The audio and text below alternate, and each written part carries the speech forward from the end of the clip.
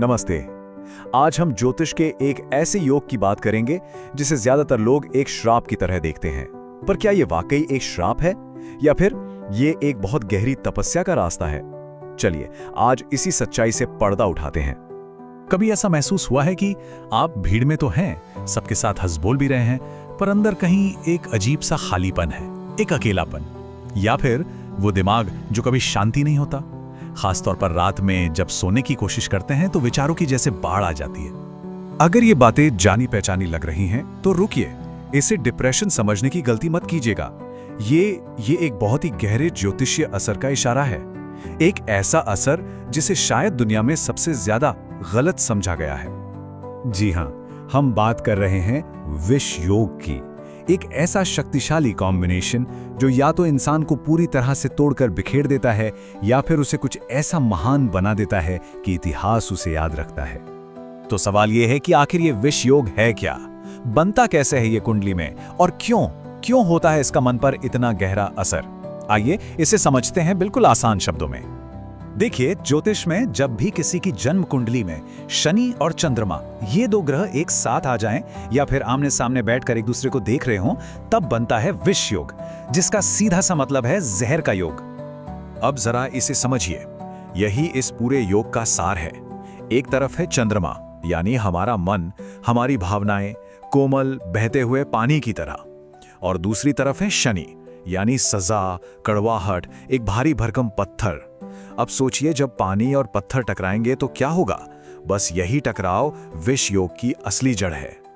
कल्पना करके देखिए कि आपके मन का जो नर्म कोमल बहाव है, उस पर किसी ने लाकर एक बहुत भारी पत्थर रख दिया हो। क्या होगा? वो बहाव दब जाएगा, रुक जाएगा, और एक उदासी, एक खामोशी छा जाएगी। बस यही वो एहसास है जो विष योग देता है, एक ऐसी उदासी जो हमेशा अंदर कहीं मौजूद रहती है।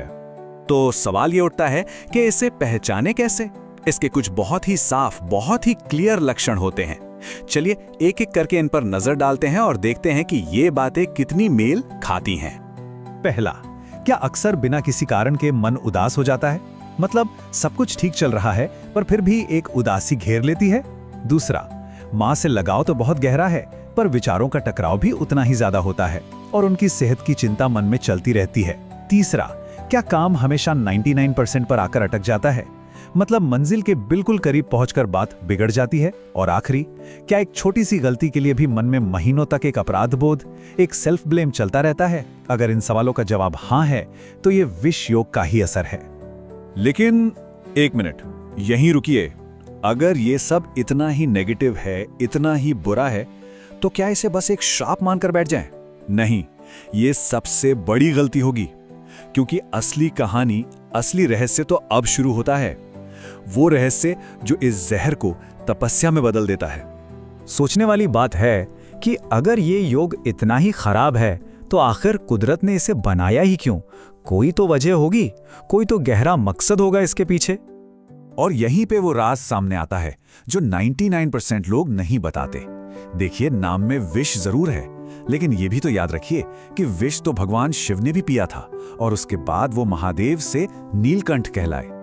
इस योग का असली मकसद मन को बाहर की दुनिया से खींचकर अंदर की तरफ मोड़ना है, उसे अंतर्मुखी बनाना है। कहा जाता है कि दुनिया के बड़े बड़े वैज्ञानिक, गहरे से गहरा लिखने वाले लेखक और महान आध्यात्मिक गुरु, वो सब इसी विष योग की भट्ठी में तप कर निकले हैं। ये योग एक ऐसी एक्सरे विजन जैसी नजर देता है जो दीवारों और धोखे के पार देख सकती है।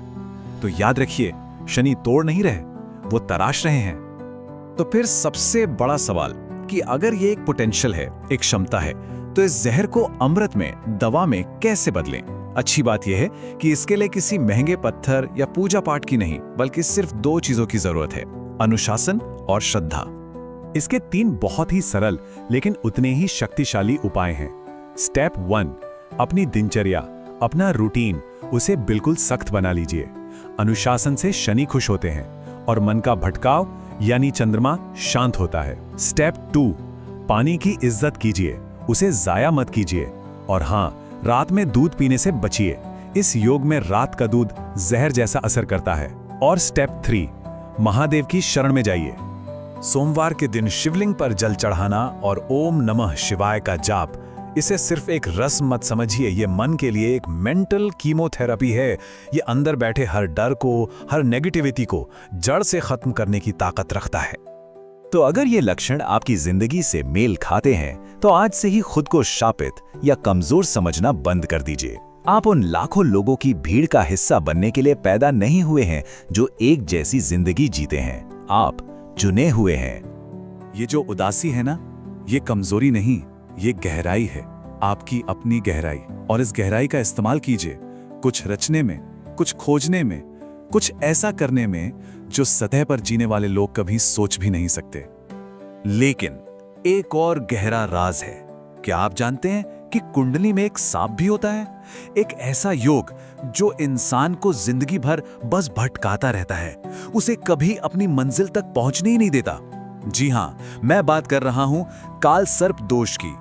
अगर आप चाहते हैं कि हम इस रहस्य से भी पर्दा उठाएं तो हमें नीचे कमेंट्स में जरूर बताइएगा। तब तक खुद को पहचानिए, क्योंकि आप जितना सोचते हैं आप उससे कहीं ज्यादा हैं। नमस्ते।